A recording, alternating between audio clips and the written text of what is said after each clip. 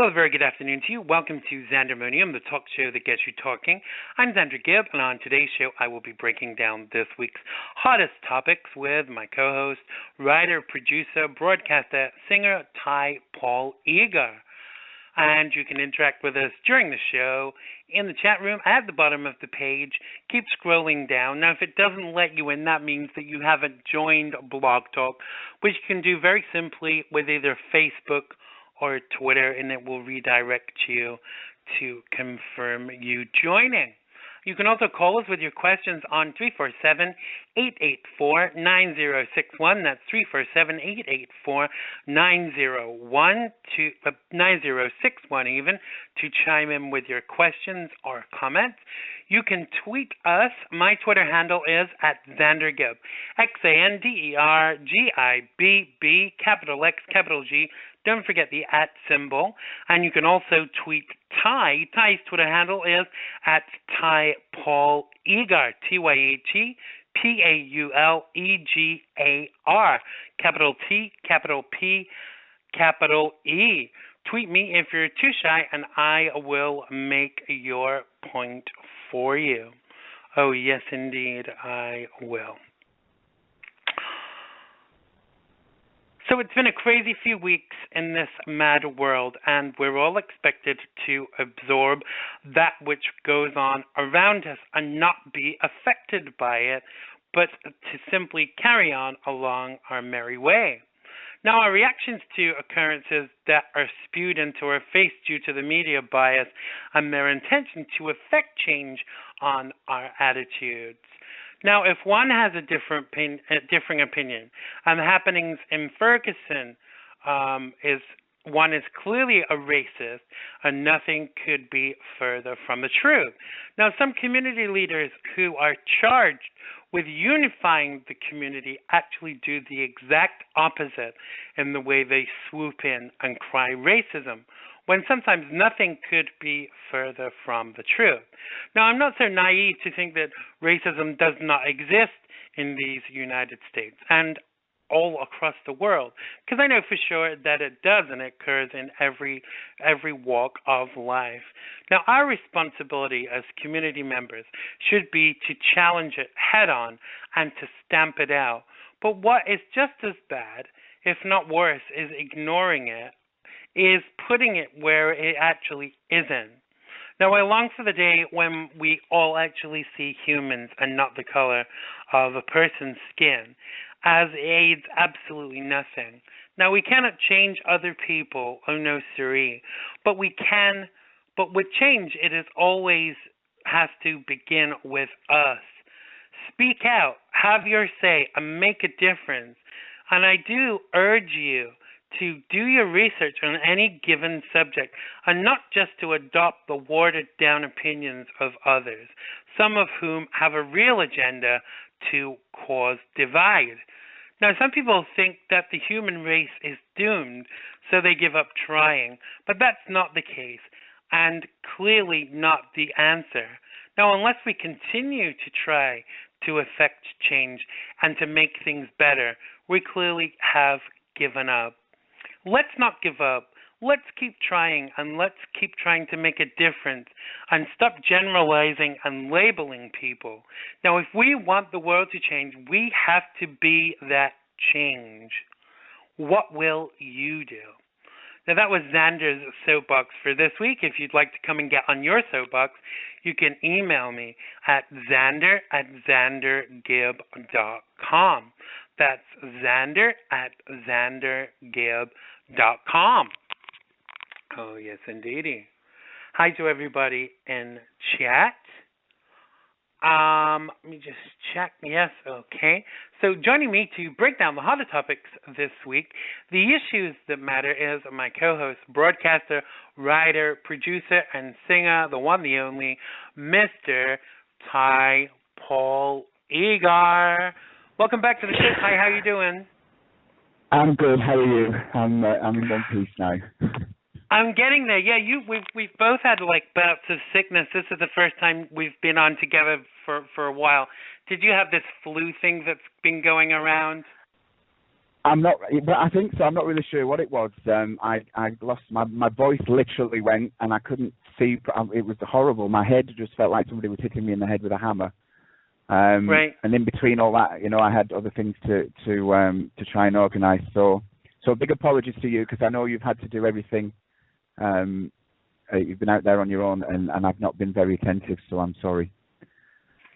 It's all right. I haven't taken you off my Christmas card list yet, Ty. So no worries there. I did read something interesting this week, and I thought about both of us, because apparently they're saying that this year's strain of flu, they reckon that the flu vaccine is kind of not gonna touch it, because each year the virus becomes more. What am I saying, more or less? It becomes more. I'm not sure if I'm saying more or less. The virus becomes less. What's the word?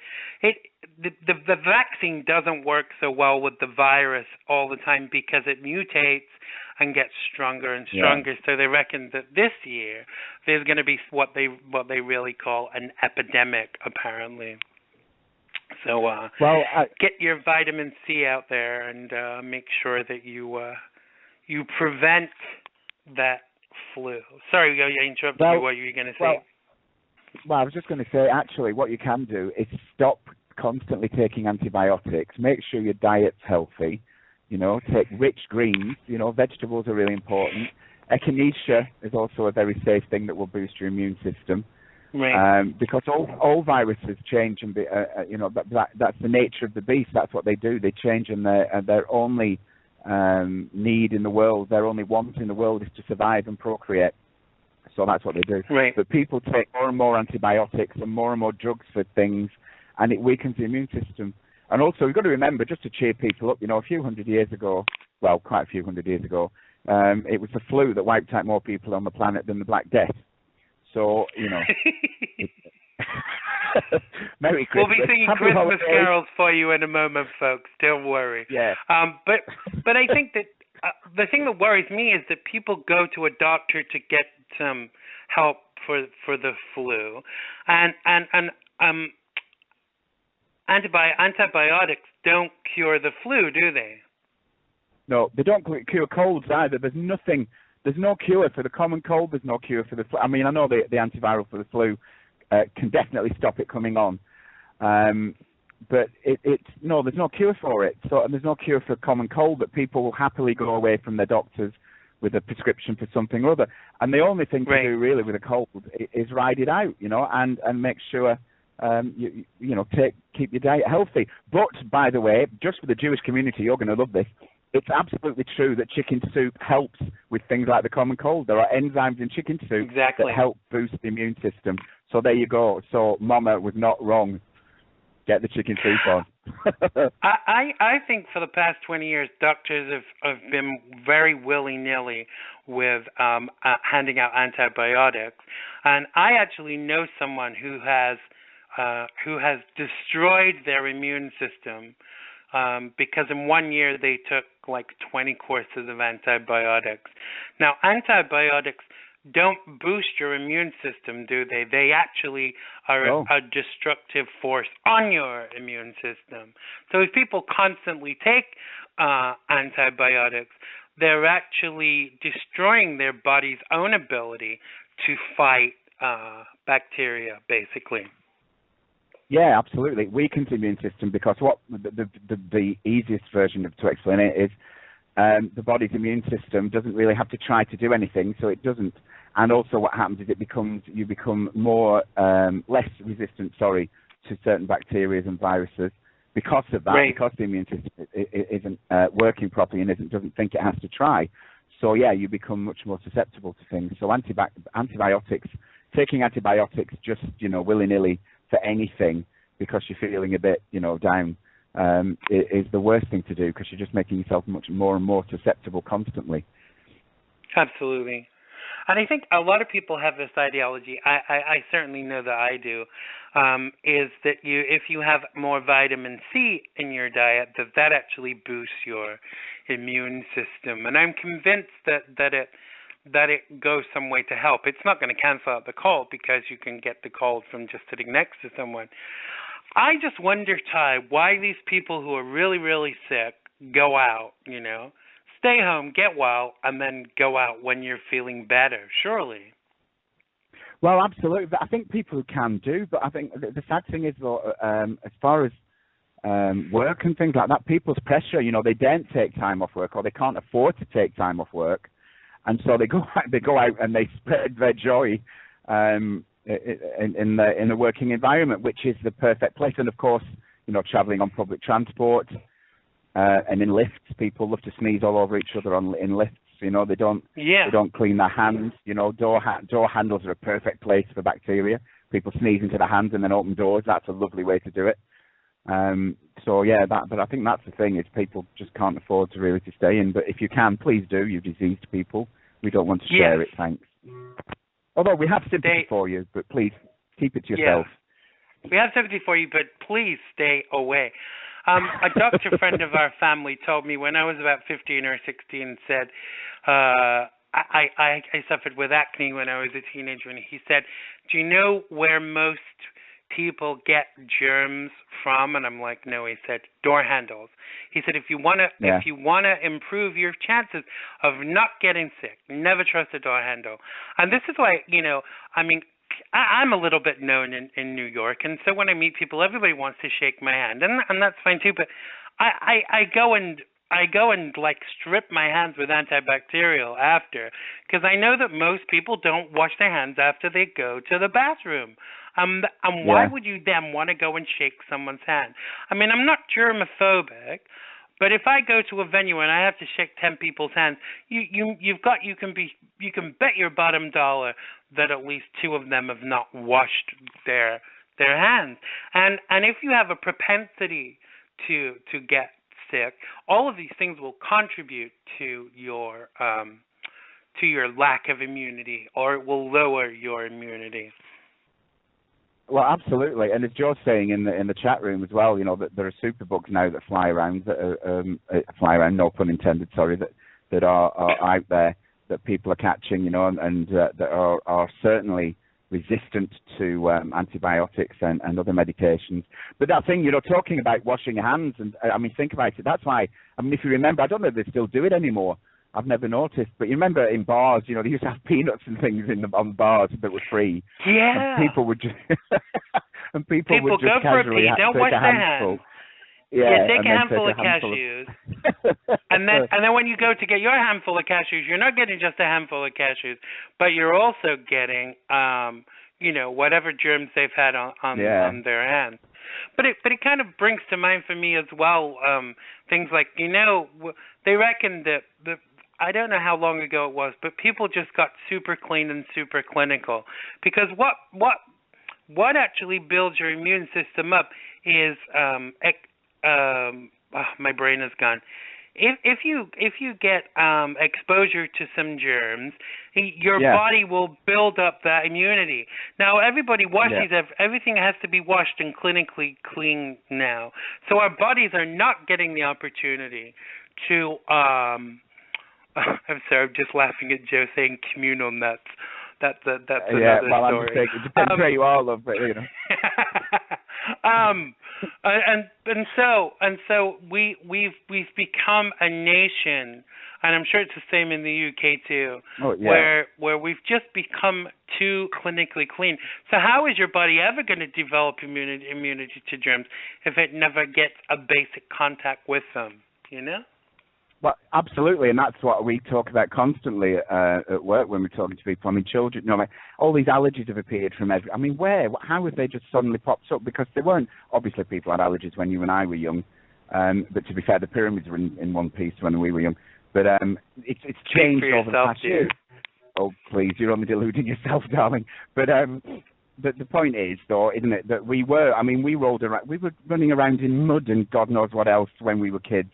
And now, kids are held back and they're wiped down with antibacterial wipes and they're kept away from things. So, of course, their immune systems haven't built up those immunity, those strengths against things because they've not been exposed to them. So it does make a difference. I think it makes a huge difference because, your body, when it comes up against something new, if you're an adult, when you come up against something new that we came up against as a child, then of course your body's not got the same resistance because it hasn't had chance to work against it. It's no idea what it is, so it's going to lay you out. And they reckon that the parents, first-time parents with their first kid, everything's 200% clinically clean. And then by the time they get to their second child, they're not as bugged by it. They kind of, they get it by the second child. Yeah. Now, it's a shame they can't have that ideology with the first child because then the first children, the firstborn is usually more kind of weak and sickly, as it were, than the younger siblings. So what are we missing here? There's a lot that we could learn that we're not actually taking on board, unfortunately. Well, I think parents, I don't know what that says about my parents. They just threw me into the mud, but there you go.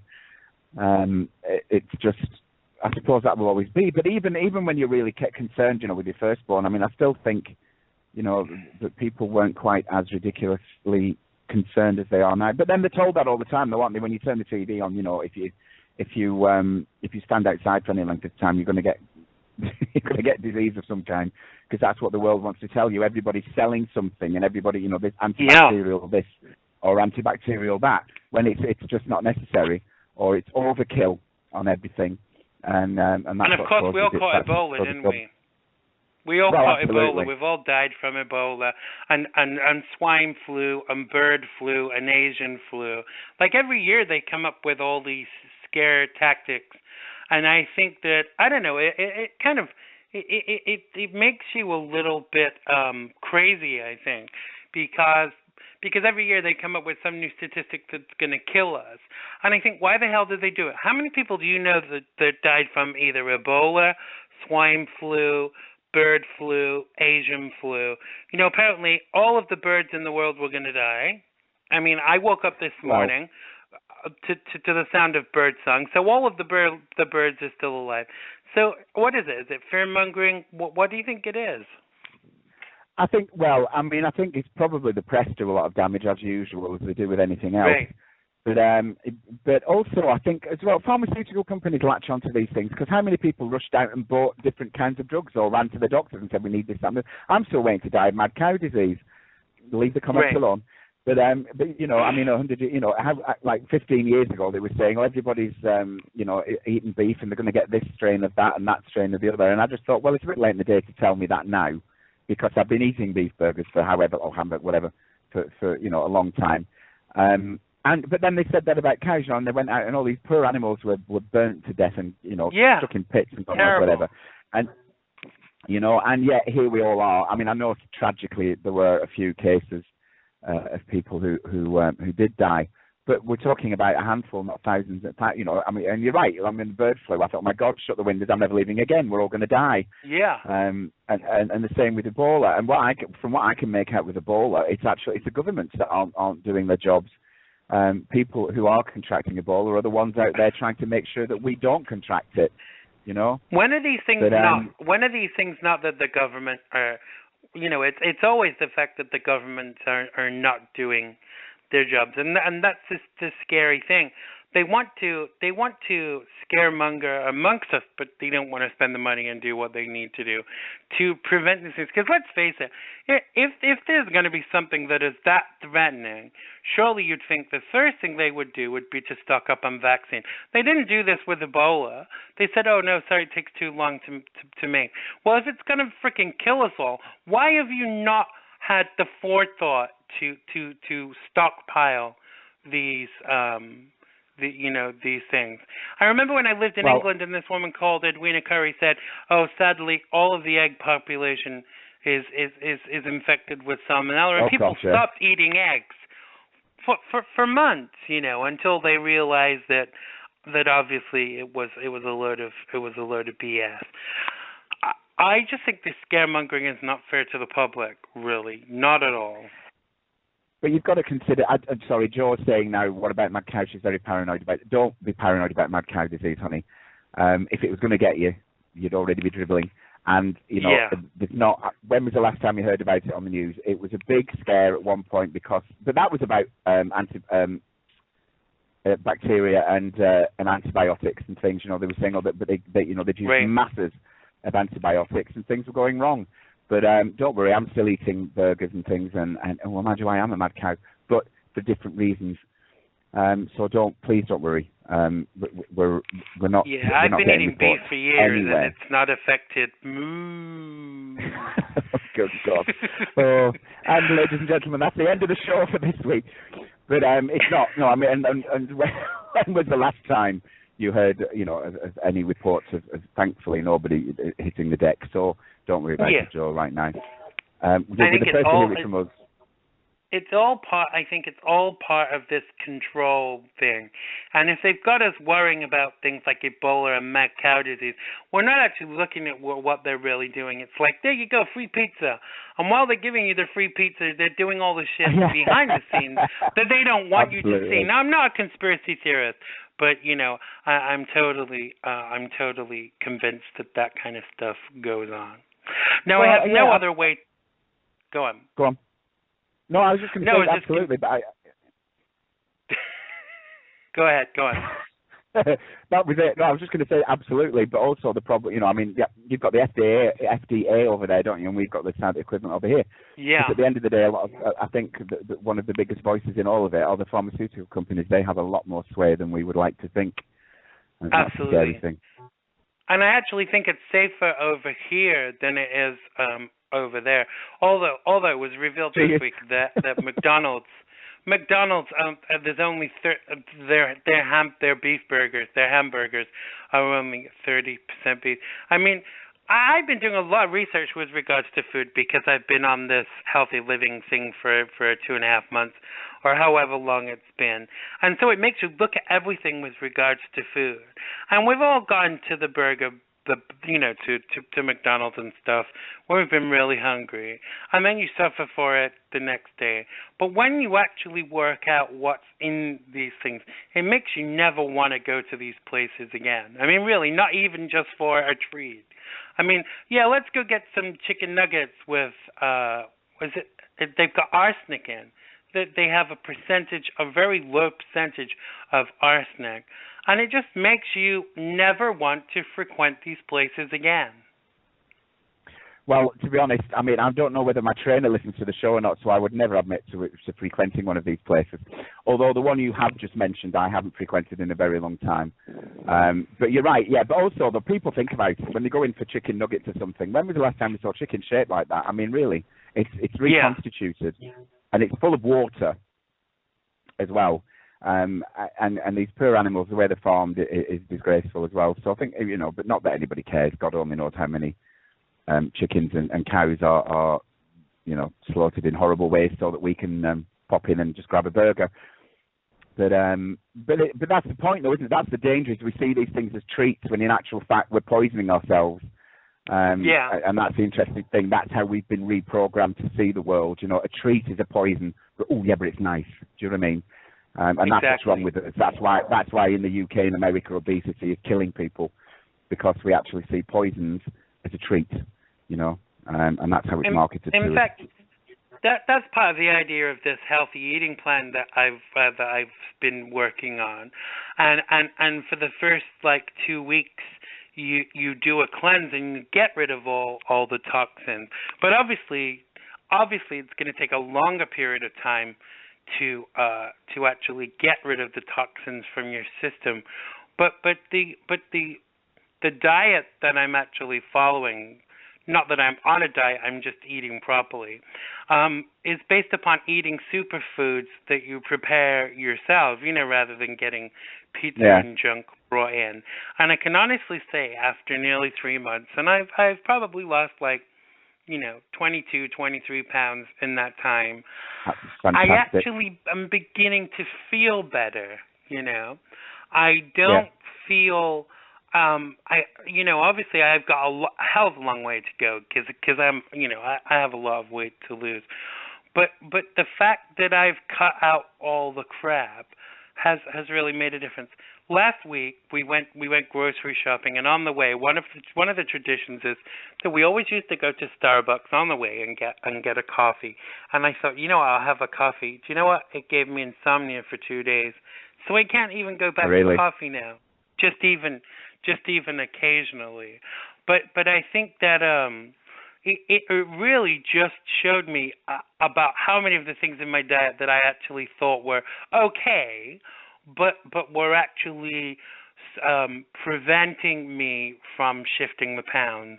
And I'm amazed because you wouldn't actually think it, that all of the toxins in your body can possibly prevent you from losing weight. Oh no, absolutely. There are foods that will stop that because you retain, and also what you've got to remember is as well is your body retains fluids and not necessarily in a good way, and that adds to weight obviously that you weigh. But I would say to you and anybody listening, I mean, don't go out and rush. If people now are thinking, obviously you and I, our advice and whatever, but and you have an advisor, but don't go out and spend a fortune on detox programs, because as you change your diet and you start eating healthily, that will detox your body. Your body will detox as you go on. As you start eating healthily, your body will detox. It's the same as people rush out and spend all this money on things that, supposedly cleanse the bowel and the butt. Well, if you eat higher fiber diet, which you should be, that will cleanse your bowel. That will empty it. I'm trying to be subtle. It's a radio show, but that will get the bad things out of your bowel, your gut and your bowel. Exactly. You don't have to spend a fortune on these things, just eat healthily, and that will just naturally detox your body because you're not putting the toxins in. So obviously, as your body changes and as you become more healthy, you're naturally detoxing. So don't be fooled into going out and spending ridiculous amounts of dollars or pounds or euros or yen, wherever you're listening from, thinking that you must.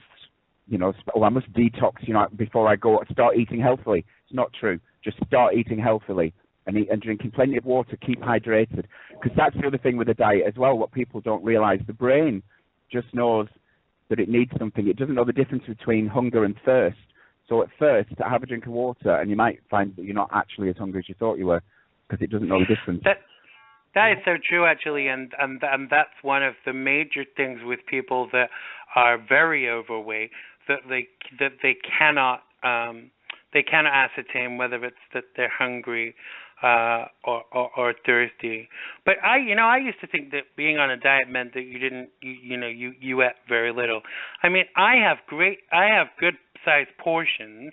I mean, I don't want to eat as much as I used to, but I eat more of the right things. Like, on a general day, I'll have a smoothie for breakfast with vegetables and fruit and almond milk. Then for lunch, I'll have a salad, or I'm even back on bread, but it's gluten-free bread, or a sandwich for lunch. And then in the evening, I'll have a chicken breast and a big pile of vegetables, or or some ground turkey, or whatever, some protein with vegetables, and that is what is actually working. I tend to believe that the cleanse helped me get it going, but you are right. I think that if people educate themselves well enough, as in with what they need to put in their body, then they can effect that change themselves without all of the fancy schmancy stuff. Yeah, because what I'm basically saying is that not everybody earns the money that you and I earn. So I mean, so what I'm saying is, even on a small budget, you don't have to spend this money. As long as you're eating healthily, your body will detox. And you're right, I eat 4 or 5 times a day. I don't stop eating. I'm forever eating. It's ridiculous. But I lost the weight, and as you know, I lost over 90 pounds. So, and I'm still losing weight. Actually, I got in trouble. I have to confess, I put 4.5 pounds on over the last 2 weeks because I went on a carb binge. But it wasn't junk I was eating. I just increased my carbs. But I'm losing it again. But it is, it's about what you eat and when you eat it.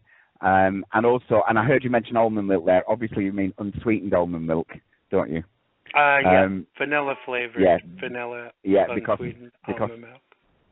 Yeah, because normal, if it's not unsweetened, it's got just as much sugar in it as milk has, and even fat-free milk has got a very high sugar content. But unsweetened almond milk has almost no sugar content at all, and it's the only milk I use as well. And almond milk is better for your body than cow's milk because almond milk is actually alien, you know, and the effects that drinking cow's milk has on your body long term are not very nice, really. You know, it's definitely not good for you. We're the only mammal on the planet that drinks another mammal's milk. No other mammal does that, apart from survival, obviously weaning. If in the sense that if an animal lost its mother, it would be weaned by another animal. But apart from that, we are the only mammal on the planet that drinks another mammal's milk.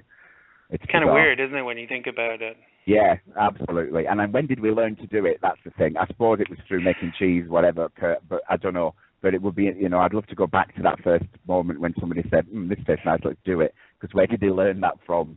I don't know. Oh, I think maybe it was when they were looking for alternatives to breast milk, I think that maybe it started with that. Because, really, a lot of people start off breastfeeding and then find out that their milk ducts dry up. And so then they're looking for a different form of milk. And some people didn't want formula. I know for a fact that I was raised on a mixture of formula and cow's milk. And when you think about it, it's kind of like, it's disgusting, It is, but also the interesting thing is then, so what did we do 30,000 years ago, Because I find it hard to believe that we would have thought, as, when we were dragging our backsides around in the mud, that we'd have thought, right, running out, so let's just grab that herbivore. It's a learned condition, do you know what I mean? Because chemically, if we looked at it chemically, I don't think we would touch it. No. So, and George just saying the show just started over, apparently. The show, I have no idea why that happened, but anything is possible with Blog Talk. It's been nothing but troublesome lately. I think after Christmas we will be definitely going elsewhere. Now we're going to go into our to a story. There's no segue into this really, but LAPD has opened an investigation into the allegations that Bill Cosby has molested a 15-year-old girl. Now, Judith Huff, who is currently suing the Bill Cosby for sexual battery and emotional distress, alleges that Cosby forced her to perform a sex act on him in 1974. An LAPD officer, Jane Kim, said that after meeting with Huff, the department decided to open an investigation last Friday. Now, Cosby and his lawyer continue to deny the allegations. They recently filed a countersuit against Huff, claiming she tried to extort $250,000 from him and attempted to sell her story to a tabloid 10 years ago. Now, more than 20 women so far have come forward accusing Cosby of sexual abuse. Police Chief Charlie Beck has urged any potential victims of abuse by Cosby to speak to detectives whether or not the incidents fall outside the statute of limitations. Now, clearly, Tyhe, in England, you've actually recently seen a big spurt of things coming out in the media about celebrities that have used their position to gain sex and sexual favors from individuals. And I think that this is the start of this coming out here, because England and America mirror one another so much. Now, do you think that this is just the beginning of this here in America, and it's kind of like the start of the same kind of thing that was going on in England? I would hold on to your hats, because this started with us, 18 months, 2 years ago, with Jimmy Savile, who was a huge celebrity in the UK from the 70s right through to now, really. He was a TV host. He hosted a show here called Top of the Pops, which was a massive show here that played all the hits. There was our version of the Billboard chart. Whoever was number one or whatever, they would play there. He was a Radio 1 DJ for years. He had access to all sorts of different things. It was horrifying, actually, when everything came out, what he had been up to. And it only came out, actually, for him because he died, and that's when people started coming forward, because they were actually too afraid while he was alive to come forward. Wow. That's the kind of power he apparently had over people. But he was the tip of the iceberg, and now it has just been an absolute avalanche of accusations and prosecutions. Some of them have been found innocent, and in my opinion, it should have been kept out of the press until they were found guilty or innocent, because it's damaged people. Exactly. And in things like that, you don't truly recover from. I don't think people always remember things like that. But anyway, but yeah, there's been an absolute avalanche, and for somebody like Bill Cosby, who even over in this country, I grew up with him on my TV. He's somebody who people have carried in their hearts for generations. Right. It's going to rock people's worlds if it turns out to be true. Again, you know what I mean? You don't know what's happening right now, but this will just be the start. I'm willing to bet, yeah, unfortunately, tragically, this will just be the start. Now, I had a fight with somebody the other day on social media because I said, I actually worded it wrong. I said his wife was worse, but what I meant was that she was just as bad, because she has covered this up allegedly over the years, and to me, any woman that covers up or facilitates rape and sexual abuse is just as bad as the abuser. Now, would you agree with that statement?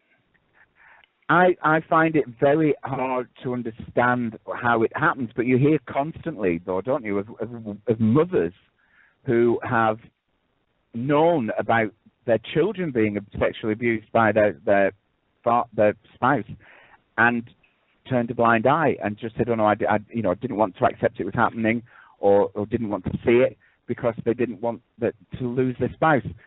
So yeah, I'm not really sure where that puts them in the scheme of the aggressor, of the perpetrator. But certainly, to know something is happening, something like that is happening to your child or somebody else's child, and say nothing, it's got to make you at least as bad in my head, if not worse, really, because you're the one that could do something about it. The offender themselves are hardly likely, as a paedophile, are hardly likely, as we know, to stand up and turn themselves in, because they're a predator, and by definition, they're that's what they are. But for somebody to know that, and particularly, I don't know. Although we shouldn't just keep laying it on because it's a woman, but just as a spouse, Well, whoever it was, I mean, say you or I were living with in a relationship with a guy who was high profile, and we were aware that they were doing this kind of thing. You couldn't stay silent about it, could you?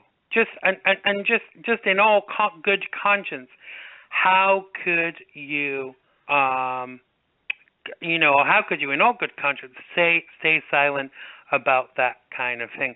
It would only have to be brought to my attention once, and I would have to do something about it. Well, I'd certainly I would certainly be investigating. I mean, unfortunately, in the work that I am in, there are, false accusations made a lot, often by vulnerable children, but they still need to be investigated. You can't just brush that aside. So yeah, I mean, at the moment a child makes that kind of accusation, or a young woman, or a young man, shouldn't keep saying children. It's not just children, young men and young women. As soon as those accusations are made, they need to be investigated. Unfortunately, you can't just walk away from that. But I don't agree with, because somebody's a celebrity, I don't agree with their name suddenly being cast out into the press and this being said, "Oh, well, this is what's happening." No. Because it wouldn't happen to you or I. No. That it wouldn't be legally, it wouldn't be allowed to happen, and yet it seems to be okay because somebody's a star or somebody's a celebrity. Well, that's fine then. Let's put their name all over. It's disgusting. This is terrible. When there's actually no evidence of it, and I'm not saying for one second either that they should be protected if they're guilty, but there should be some equal protection within the law to protect, Mr. No One and Mr. Celebrity, however you want to describe us to them, whatever. Exactly. I mean, innocent until proven guilty. I totally agree with that, because it's not fair to destroy someone's life until it's been proven that they've done it. I mean, to be honest, for my money, if it's proven that they've done it, then everybody deserves to know.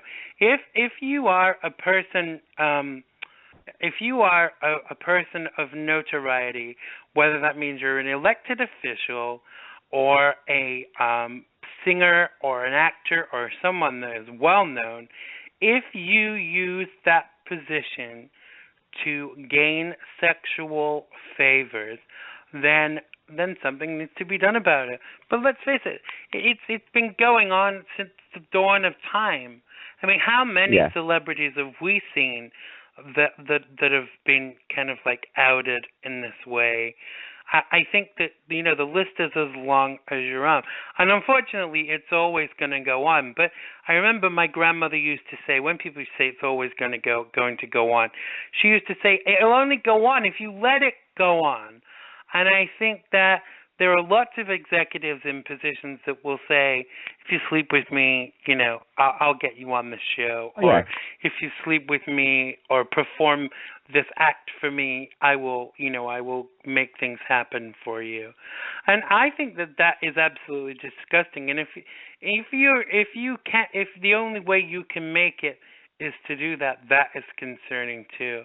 But I actually think the aggressor is the person that's asking for it, because they're using that vulnerability and need to exact something from the individual.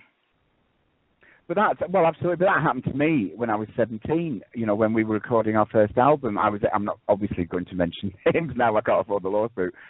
But the management of a certain band in this country, and they were a very big, successful band in this country, the management was interested in me as a musician, as a singer and performer, and wanted to manage me. And my management at the time were quite happy. They set up a meeting at this party that was going on, and it dawned on me very quickly that I was expected to be going back to the hotel with this manager overnight. You know, basically it's called pillow talk to celebrate this exchange. And I politely declined. And needless to say, I wasn't picked up. I wasn't taken on as a client. And my management at the time were furious. So basically, what they wanted to do was prostitute me out to get their careers going. And as we speak, who knows where I could have been, but I would have been there, you know, with that shameful memory in the back of my mind. So it's happened to all of us, I suppose.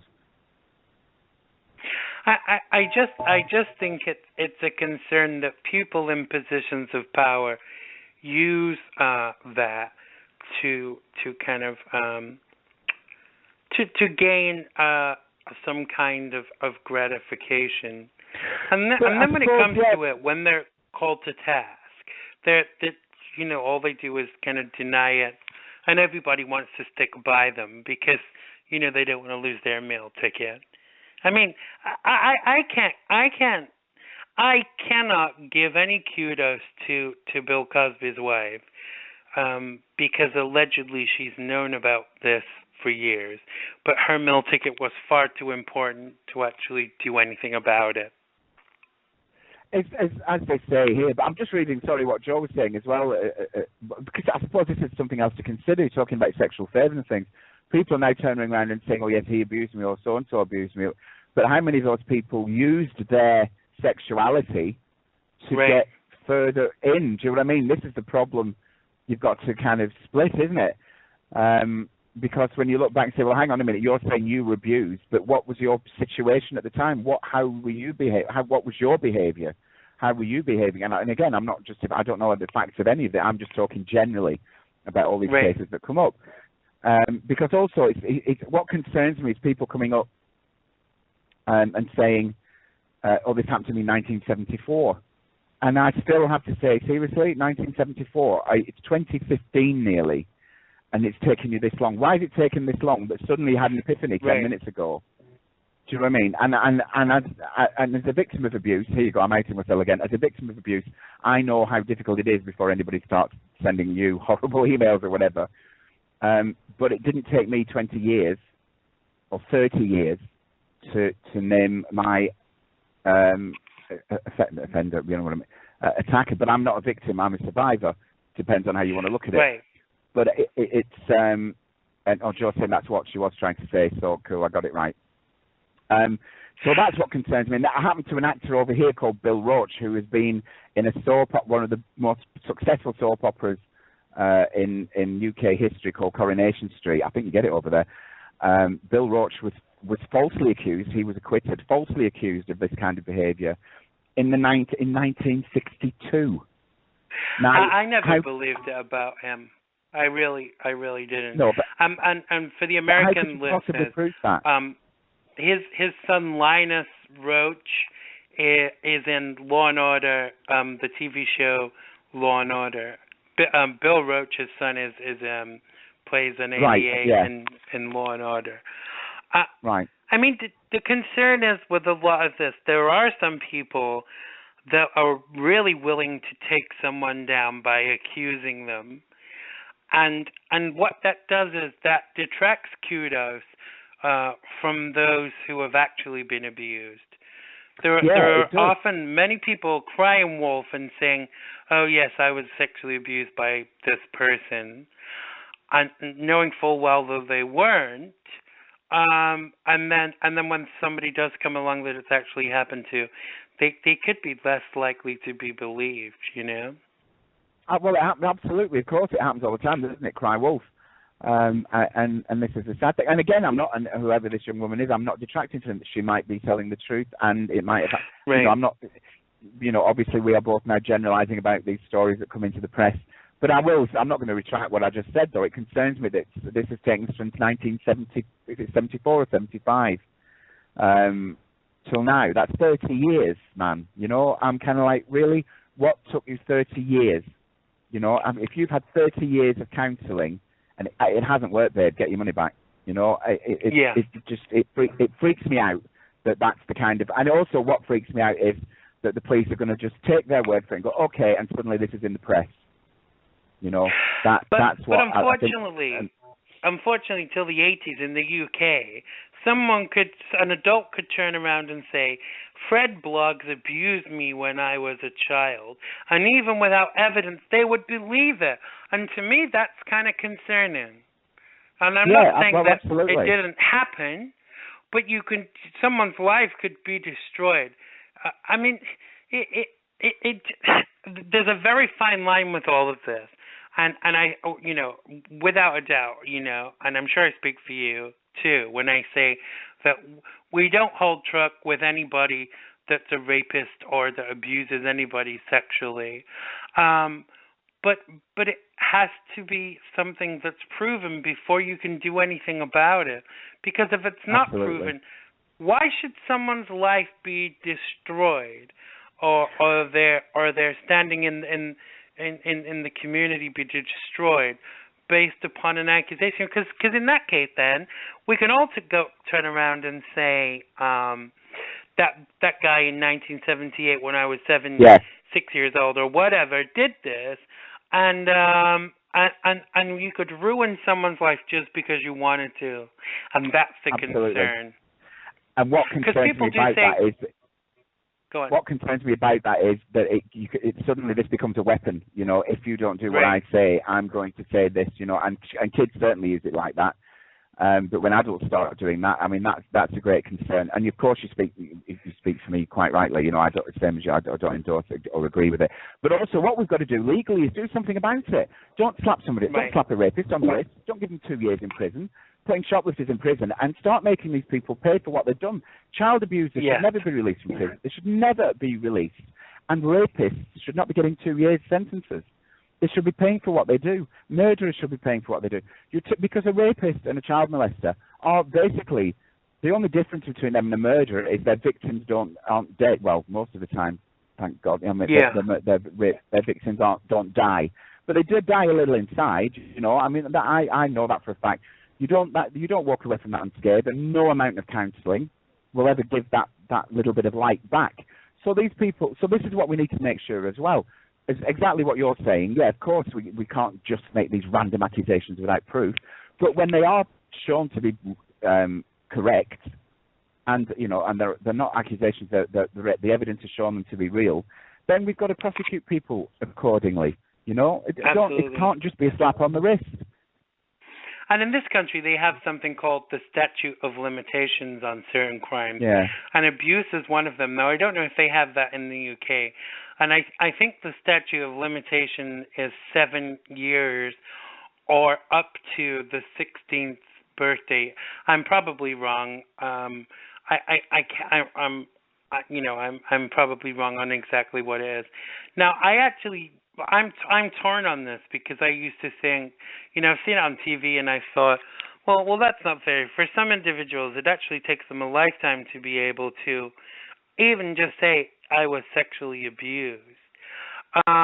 So if that falls outside of the statute of limitations, who else has this person been abusing in that period of time, Because people don't do it just once. If you've got a propensity towards being an abuser, you don't do it just once. Let's face it. No, it's highly unlikely. And also, but you're right, I think there are similar kind of laws here, not the same for different things, though. But again, I could be wrong, but feel free, people, to let us know. I'm sure you will. But it's always struck me as a bit ridiculous. I'm like, hang on, wait a minute. So as long as you stay in hiding for long enough, you can get away with murder, literally. Yeah. As long as nobody mentions it, it's fine, Yeah, which is bizarre. But then never mind. It's kind of similar to religion, though, isn't it? Roman Catholic. If you're truly sorry at the end of your life, it doesn't matter what you've done. You'll be admonished. You'll be forgiven. So it's kind of similar thing. I always say it's like a spiritual gal of hell free card ideology.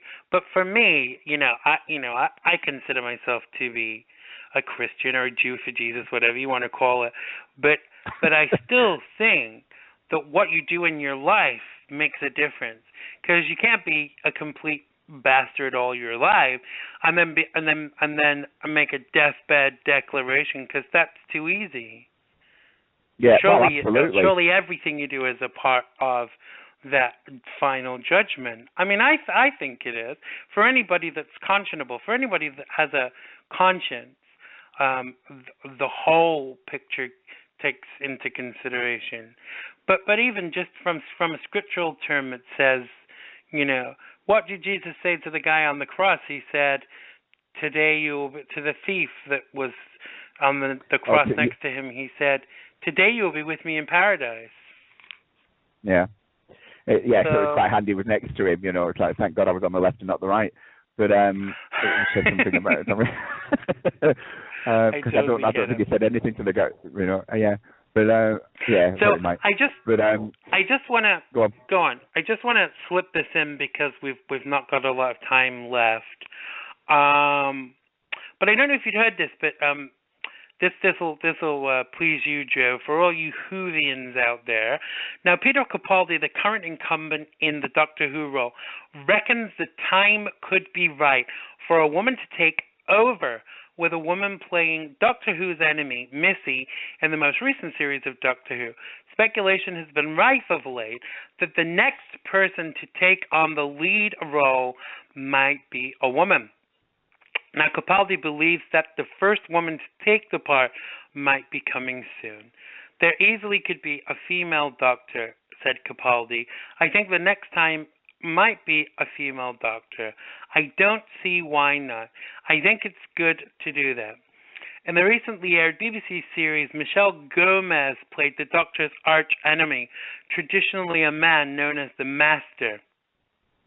It does suggest all kinds of interesting stuff. Said Capaldi, they have a total love-hate relationship anyway, but they were both men for a long time and still have that love-hate relationship. And we will see more of that probably. It's interesting being able to swap like that, said Stephen Moffat, current lead writer on the show. He said that it's something the team are discussing.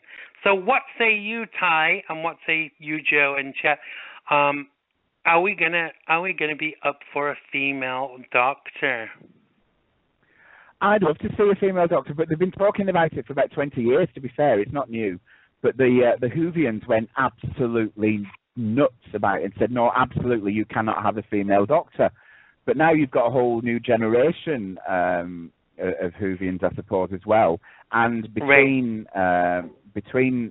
Chris and Stephen, Chris who reinvented Doctor Who altogether, and and then Stephen Moffat took over as lead writer. They've turned it all on its head. Joe saying no on a female straight away there, no thought around that.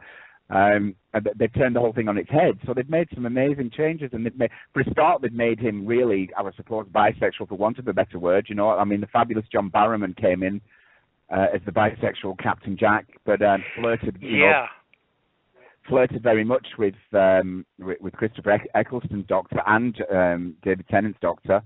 Matt Smith's Doctor was, very cheeky and non-specific as far as his taste. Even though, David Tennant, he were married to River's song. So, I mean, they're endless. I don't think Capaldi's leaving Joe, no. He's just saying that he's not going to be there forever. He's a very, very talented actor. He's not going to be tied to Doctor Who forever, as none of them have been. It's probably a couple of series he'll last, and that'll be it. But it would be I think it would be fabulous. But then, many years ago, Comic Relief did a sketch, and it was about all the Doctors changing, and one of the Doctors turned up as Joanna Lumley, who I don't know how big she is in America, but she's a fabulous. They know her for absolutely fabulous. Yeah, she's a very much loved actress in the UK, or actor in the UK. Sorry, I don't know if she call her actress anymore. But and she popped up as Doctor Who. And she looked fabulous. She looked great. So I don't see why not, because Missy, I loved the idea of Missy, but then she's a fantastic actress. She's a really very well loved actor over here as well. She's Scottish. Just to let everybody know, and so is Capaldi, interestingly. Is he? No, hang on, I've said that wrong, is it? No, it was David Tennant Scottish, wasn't it? Anyway, but she's Scottish, she's fabulous. Peter Capaldi is Scottish as well. Is he? I thought he was. I just corrected myself in a moment of panic there. I thought I got that wrong. You were right. All right, but she's a fabulous actress, and she plays insane very well. I mean, she really does. She's been in a lot of sort of situation comedies here and dramas here. There's a small sitcom here called Psycho Bitches, which is short sketches of a psychiatrist interviewing famous women through time, through history, especially Margaret Thatcher, and it's scary. She's brilliant, and she plays Mary Queen of Scots. But anyway, so yes, I think it would be. I don't see why not. Because we have time ladies, or time, for want of a better word, we've had those in the show. Doctor Who worked with her, and in fact, he ended up marrying the actress for a while. And we've had two of those. We've had the Rani, who was a time lady. She was an enemy of Sylvester McCoy's Doctor. So we've had time ladies, so I don't see why not. And it's Capaldi, I think you mentioned as well in your monologue originally. Capaldi's comment was the fact that he didn't react shocked that Missy, that the Master was now the Mistress, basically. Right. So he wasn't shocked that the gender had changed. So Joe says no on a female Doctor. I say yes, but it would have to be someone that was just right. Yes, River Song is big in lots of things in the UK. I don't know if she is now, but she was. She was in things like Flanders and stuff like that. Alex. I've forgotten her name. I'm so sorry, Alex Kingston. Yeah. Oh God, she's still going strong. There was talk about River Song having her own maybe spin-off, but I haven't heard anything about that. I would love that. There was one brief mention of it. What about Pond? I can't believe that they've just let Pond, that she's gone. Oh, yeah, but that young lady is taking Hollywood by storm, though, isn't she? So I doubt you'll see anything of Pond again. Or not for a very long time. Well, actually, they just cancelled her sitcom. After one series, her sitcom Selfies. Yeah, no, it's not. But I think she was fabulous as did very well. I'm not ashamed to say that when she came for that last little cameo, that made me cry. That was like perfection. You, me, and everybody else, that was just beautiful. But she's just had a very successful horror movie, Oculus, here, and she's making another movie at the moment. And she was in Guardians of the Galaxy as well. So regardless of the TV career, her Hollywood career is certainly not dying far from it. So. Absolutely. I didn't mean it as a slight on her acting prowess, because I think she's freaking fabulous. That character, Amy Pond, will live through history. In fact, I thought that even the dowdy weirdo husband was okay too, you know. But I thought that they'd done another series. There was a series called Pond Life, but it wasn't. It was just little clips. But I do wish they would do something more with it.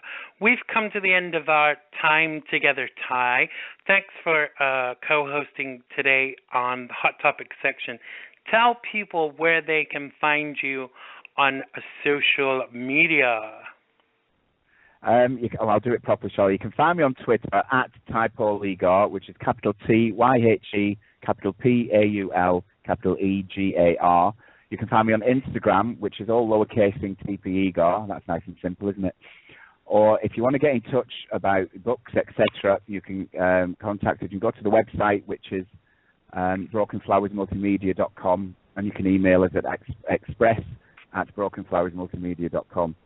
And obviously, you can find Xander on that site, and you can find me on Xander's site. And now I'm going away and doing some. If you haven't some homework for the show. Had time to write any of that down, you can go to xandergibb.com. On the front page, you'll see a picture of Tyhe, and if you click on that picture, it will indeed take you to his website. So thanks so much for joining us today, Tyhe. I will catch up with you very soon. Pleasure as always. And I hope you have a fabulous week. Much love to you, and we'll speak to you very soon. Take care. Bye. Thanks a lot. That was a fabulous Tyhe Egar, writer, broadcaster, and honorary Glaswegian. Make sure you check him out at brokenflowersmultimedia.com and tell him that Xander sent you. Oh, yes, indeed. Now, my next guest today is comedian and all-around funny guy, the fabulous, the one and only, no pudding, no pie, just fabulous comedy, Mr. Georgie Porgie. Welcome to the show, Georgie. How you doing? Oh, thank you very much. Thanks for having me, Xander. It's a pleasure to have you. So how are things with you? They're okay. Yeah, getting into holiday mode. Good. Trying to Right, absolutely. Yeah, we just had Thanksgiving here in America because we have listeners all over the world. What do you think the funniest thing about Thanksgiving is? That we actually eat a turkey. I think. You think that part of it is funny? Yeah. You ever see a live just turkey? Not for the turkey. It's like an alien creature. Absolutely. I mean, what's not funny is the chickens. Like, it's the one day the chickens, get a day off. Yeah, exactly. Why did the turkey cross the road? Because it was Thanksgiving. So how would you describe your humor? Because some people tell jokes. Now I've seen you perform stand up, and your comedy seems to me to be more kind of like observational. Am I right in saying that? Oh yeah. I'm observing all the time. Observing, listening, seeing, and yeah. And what would you consider it? What would you not joke about? Because most things are up for grabs for comedians. Everything from death to destruction to pickles. What would you not joke about? I don't joke much about death or disease. Yeah, I don't know. I'm just trying to make you really happy. So I believe, I could go there, but then I don't know. I just don't want to remind people of that. Well, not that there's not amazing humor in there. I'd rather talk about the insect or the vegetable. Or But insects and vegetables have feelings too, surely, Georgie. Yes. Yeah. I was in a deli on Broadway, a little south of Canal. I got to the bottom of a salad there, and I seen this green pea right next to the chickpea. And I tell you, I thought I thought the pea was trying to be with the chickpea. But then I thought, does it want the chickpea or does it want the pea? I don't know. That's silly. I just said that. So tell me, what comedians inspire you? What comedians can you go watch and really feel and come away feeling that you've really been entertained? Oh, yeah. I mean, I haven't seen Bill Burr live yet, but I'd like to see that. I think, yeah. I just like his expression. I heard he has a show, a TV show now. I think it's on Netflix. I haven't seen it yet, but I want to see that. I'm excited about that. Anything with Bill Burr. And Mark Maron. I like everything he's doing. I watched his first 2 seasons on Netflix. I love that show. Did you see the Mark Maron show yet? No, I haven't. What channel is that on? I've seen the first season and 2.5 seasons on Netflix. Yeah. Some good stuff. Right. Well, it's kind of like, it's kind of based out of his garage, where he does his radio show, WTF. Yeah. Cool. Yeah. So what female, which of the female comics speak to you? I know my favorites were people like Margaret Cho, and obviously the late great, Joan Rivers. What female characters kind of talk to you? What Well, I just discovered one this past week, and I've been watching her stuff. Her name is Chelsea Peretti.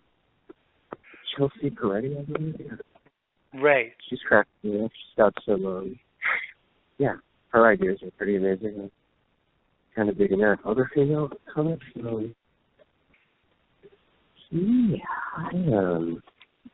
don't know. I'm in this coffee shop. I'm trying to focus, but I'm in this coffee shop. But luckily, it's not selling coffee today.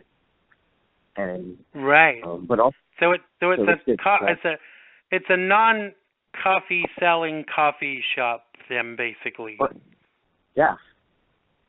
So there's 5 people and a lady at a counter looking at the macarons. So tell us a bit about your process, Georgie. When you get an idea about what's funny, do you kind of kick it around a bit? Do you write it down? Do you develop it? Well, what do you actually do? I write everything down. I'm a recording junkie. I don't trust that I'll remember later. I mean, it will come back, and I trust more later on in life. Now I've been writing for some time. I get it down. I always have lots of books and sketchbooks on me, and I just get it down, man. But a lot of times, I don't know, what I'm feeling is that I kind of know now when I want to say it. When I first started writing, I'm like, all right, this is entertaining me, so let me just write it down. But I didn't know what it was for. What template or canvas or stage. But now I kind of know. And I know what I'm writing about. I'm writing about time, not having time. I'm writing about superstition the last couple of months. So I'll tag a joke. If I'm if I'm talking about spilling salt and what shoulder do you throw it over, and I've been throwing it over the wrong one my whole life, and what happens when you spill the soy sauce, so you're always what do you do then, so you're always kind of going back to certain topics, subjects. Yeah, I certainly think it helps to write things down. I know that Joan Rivers used to write all her stuff down on index cards, and I have a file full of funny stuff. Because if you're anything like me, I always get weird and odd and funny thoughts, and I write them down. I put them on the computer because I never know when I'm going to be able to use them, and then I kind of I work around them, and then I'll work them into a situation or a news item or something that's kind of going on. But it doesn't always work, does it? I mean, where do you work out your jokes? Do you actually do you try them out on an audience first, or do you try them out on a friend, or what do you do? Well, initially, I kind of know if I'm going to write it down, and it's hitting me, and it's really it's making my it's just it's like I know this is good, and I get it down. Then like you'll come up, you'll think about it, you'll come up with stuff, but then like you might mention it to a friend, which I do more now. Like I'll mention it to my friends, or in passing in conversation with people I meet throughout the day, and they'll give you a different perspective. They'll give you right. A whole new light, or maybe even like a whole new take on it, or possible punchlines sometimes. But it's good. And then plus, sorry. No, go ahead. I think by sharing it sometimes, it helps you to express it. I guess the story, it becomes like, it's good to put it out there. Put it on the table, let other people like shuffle around with it. And, then you can just puzzle it all together. Like sometimes, like I'll get other pieces of a puzzle of a certain joke or story that just you get it like a year later, and it's like, wow, there's the second line or the next line. It's just like, wow, it's wonderful. Like, all right, like, well, like people don't have time like in the city, and like who has time to read, right? So I'm like, okay, so I'm going to start a Cliff Notes Club. So I started this Cliff Notes Club, right? And I'm telling my friend, I'm like, all right, so I got this Cliff Notes Club that I'm trying to figure out where we can all meet. And she goes, why not have it at the Pandix? Like, well, that's perfect for the Cliff Notes Club. And then so tell me, do you have a line of appropriateness? Now I do, but that line is very blurry. And I have to be careful audience wise about what I will talk about. Like when I've worked in a gay club, there's certain things I can say there that I can't say in other places. When I do when I've gone to talk at Republican groups, there are certain things that I can't touch on there, even though I do push the boundary. Now, do you have a line, and is that line blurred at all? Yeah, that's a good question. I don't know. I think it's a lot of who I am, in that. I don't know. I don't really like to. I don't know what I'm trying to grasp what I'm saying right now. What are we talking about? We're talking about, do you have a line with regards to how far you will go, and do you blur that line? Are you talking about like insulting or insulting? Yeah, about content with regards to the audience. As I said, there are some places I can go and I can say what I like, but other places I have to kind of like keep a lid on the things that I'm talking about. So what I'm asking is, do you have a line with regards to that, and do you blur that line? Yeah, you're making me think about this. I'm thinking about certain clubs and how certain clubs have different audiences. Like performing in the Commerce Ship Live on the Upper East Side.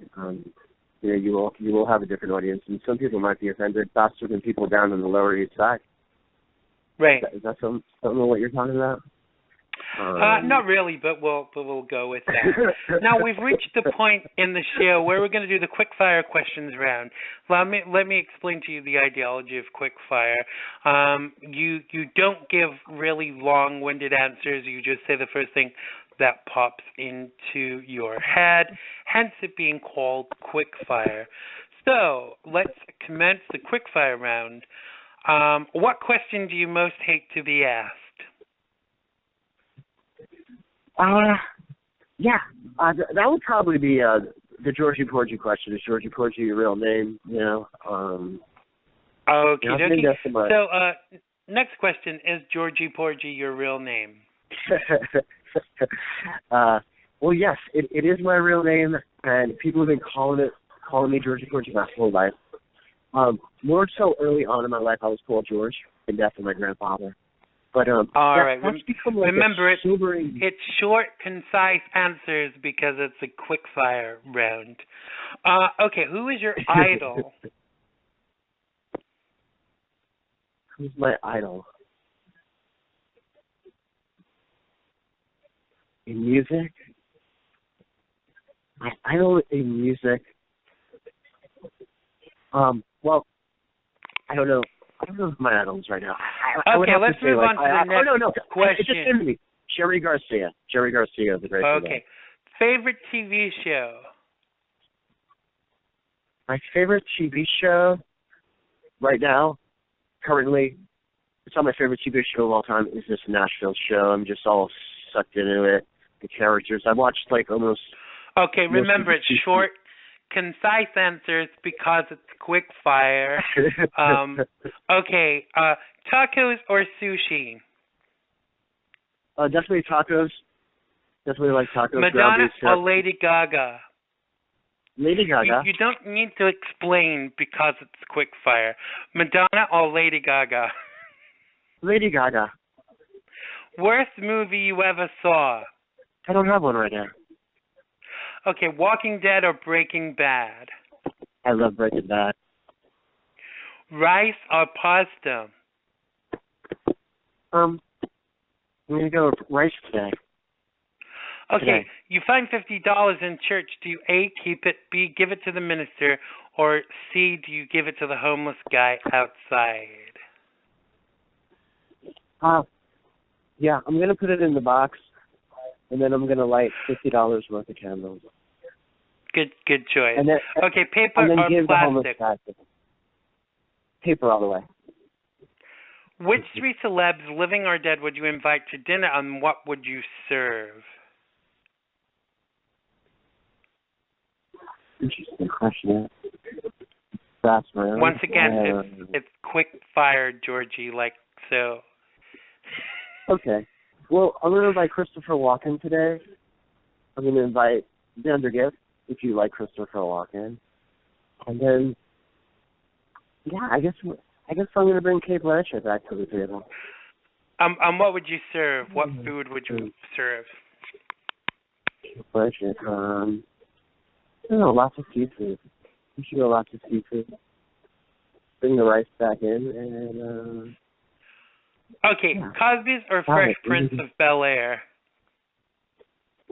Well, we're going to go with the Fresh Prince of Bel-Air, definitely now. You know that. Oprah or Dr. Phil? Let's go Oprah from the sideline. Madonna and Lady Gaga are drowning. Whose head do you take your foot off first? Take your foot off the Lady Gaga's head. Let her go to the sofa. Okay, if you found a coin with the date 10 BC on it, would it be authentic?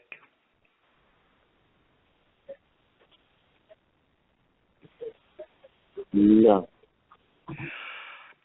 Which celebrity could you willingly slap? Oh, okay. We're going to swap now. All right, we're going to slap Bill Cosby. We got to slap Bill Cosby all over the place. Okay. Favorite TV Muppet? Bill Cosby. I love the animal. And final question, law and order, criminal intent, or special victims? It's for special victims.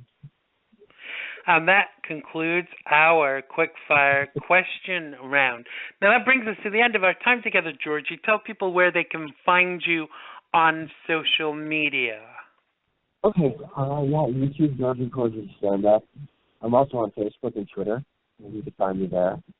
And I believe I may be on the show at the Stand next Saturday, 12, 13, 14 is the date, at the 6 o'clock show. Welcome to the comedy show at the Stand, and hope to see everybody there. And thanks for having me, Xander. Happy holidays. Absolutely. Thanks for joining us today. Happy holidays to you too. Make sure you check Georgie Porgie out on social media and make sure you follow him and tell him that Xander sent you. That's all we have time for today. Thanks to everyone who has made this show possible. Thanks to Tyhe for co-hosting. Thanks to comedian Georgie Porgie for guesting. And thanks to you for listening. And thanks for your continued support. Don't forget to check out episode 8 of my TV talk show, Xandermonium, Friday, December 12th on Channel 68 and on 68 on Optimum and 34 on Verizon. And after the show, you'll be able to check it out on YouTube. Thanks for joining us today, and I love you all. Bye-bye.